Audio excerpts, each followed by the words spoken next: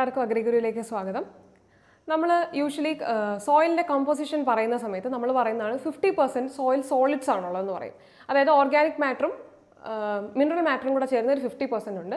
ബാക്കി 50%ൽ 25% എന്ന് പറയുന്നത് സോയിൽ വാട്ടറും ബാക്കി 25% എന്ന് പറയുന്നത് സോയിൽ എയറുമാണ്.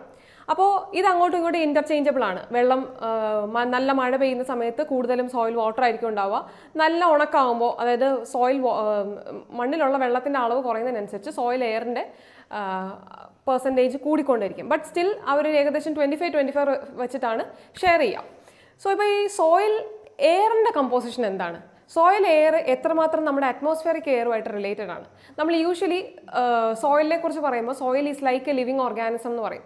അതായത് ഒരു ലിവിങ് ഓർഗാനിസം ബ്രീത്ത് ചെയ്യുന്ന പോലെ ബ്രീത്ത് ചെയ്യുകയും ഡ്രിങ്ക് ചെയ്യുകയും ഫുഡ് എടുക്കുകയൊക്കെ ചെയ്യുന്നതാണ് സോയിലും എന്ന് നമ്മൾ പറയാറുണ്ട്. കാരണം ന്യൂട്രിയൻ്റ് എക്സ്ചേഞ്ച് നടക്കുന്നുണ്ട്, വാട്ടർ എക്സ്ചേഞ്ച് നടക്കുന്നുണ്ട്. അതായത് നമ്മൾ വെള്ളം കുടിക്കുന്നവർ തന്നെ സോയിലിലേക്ക് വെള്ളം അകത്തേക്ക് പോവുകയും പുറത്തേക്ക് പോവുകയൊക്കെ ചെയ്യുന്നുണ്ട്. അതുപോലെ തന്നെയുള്ളതാണ് സോയിലിൻ്റെ റെസ്പിറേഷൻ എന്ന് വേണമെങ്കിൽ പറയാം. സോയിൽ എന്താ പറയുക, സോയിലിൻ്റെ എക്സ്ചേഞ്ച് ഓഫ് ഗ്യാസസ് എന്ന് വേണമെങ്കിൽ പറയാം.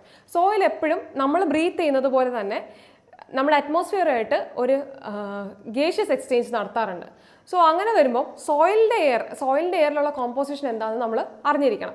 സോയിൽ എയർ കോമ്പോസിഷൻ എന്ന് പറയുന്നത് മോസ്റ്റ്ലി നമ്മുടെ അറ്റ്മോസ്ഫിയറിക് എയർ കോമ്പോസിഷനുമായിട്ട് വളരെ സിമിലർ ആണ്. സോ നമ്മുടെ അറ്റ്മോസ്ഫിയറിക് എയറിലുള്ള പ്രധാനപ്പെട്ട ഗ്യാസസ് എന്ന് പറയുന്നത്, നമ്മുടെ അറ്റ്മോസ്ഫിയറിക് എയറിലെ ഏറ്റവും കൂടുതലായിട്ട് കാണുന്ന ഗ്യാസ് എന്ന് പറയുന്നത് നൈട്രജൻ ആണ്. അതായത് അറ്റ്മോസ്ഫിയറിക് എയറിൽ ഏകദേശം ഒരു 78 to 79% നമുക്ക് നൈട്രജൻ ഉള്ളത്.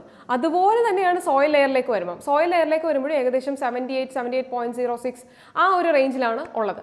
ഇനി അടുത്ത സെക്കൻഡ് ഗ്യാസ് എന്ന് പറയുന്നത് ഓക്സിജൻ ആണ്. സോ അറ്റ്മോസ്ഫിയറിക് എയറിലേക്ക് വരുമ്പോൾ ഏകദേശം 21% ആണ് ഓക്സിജൻ ഉള്ളതെങ്കിൽ നമ്മുടെ സോയിൽ എയറിലേക്ക് വരുമ്പോൾ ഏകദേശം ഒരു 20 to 21% ഓക്സിജൻ ഉള്ളത്. ഇനി മൂന്നാമത്തെ ഗ്യാസ് ആർഗൺ ആണ്. ആർഗണിൻ്റെ പെർസെൻറ്റേജ് പറയുമ്പോൾ ഏകദേശം 0.9%, 1%-നുള്ളിലാണ് സോയിൽ എയറിലും അതുപോലെ തന്നെ അറ്റ്മോസ്ഫിയറിക് എയറിലും ആർഗൺ കാണുന്നത്. ഇനി ഈ പ്രധാനപ്പെട്ട ഗ്യാസുകളിൽ ഒരു ഡിഫറൻസ് ഉള്ള ഗ്യാസ് എന്ന് പറയുന്നത് കാർബൺ ഡൈ ഓക്സൈഡാണ്. കാർബൺ ഡൈ ഓക്സൈഡ് നമ്മൾ സാധാരണ അറ്റ്മോസ്ഫിയറിക് എയറിലെ കാർബൺ ഡൈ ഓക്സൈഡ് 0.03 ആയിരുന്നു പറഞ്ഞുകൊണ്ടിരുന്നത്. ഇപ്പോൾ അതിൻ്റെ അളവ് കൂടി 0.4 എന്നുള്ളൊരു രീതിയിലേക്ക് എത്തിയിരിക്കുന്നത്. സോ അറ്റ്മോസ്ഫിയറിക് എയറിൽ 0.04 ആണ് കാർബൺ ഡൈ ഓക്സൈഡിൻ്റെ അളവെങ്കിൽ, സോ അറ്റ്മോസ്ഫിയറിക് എയറിൽ 0.04 ആണ് നമ്മുടെ കാർബൺ ഡൈ ഓക്സൈഡിൻ്റെ അളവെങ്കിൽ സോയിൽ എയറിലേക്ക് വരുമ്പോൾ അത് 0.5% ആണ്. സോ ഒരുപാട് കൂടുതലാണ് നമ്മുടെ അറ്റ്മോസ്ഫിയറിക് എയറിനേക്കാളും ഒരുപാട് കൂടുതലാണ് സോയിൽ എയറിലുള്ള കാർബൺ ഡൈ ഓക്സൈഡിൻ്റെ അളവ്. സോ ആക്ച്വലി സോയിൽ എയറിൽ എങ്ങനെയായിരിക്കും ഇത്രയും കാർബൺ ഡൈ ഓക്സൈഡ് ഉണ്ടാവുന്നത്?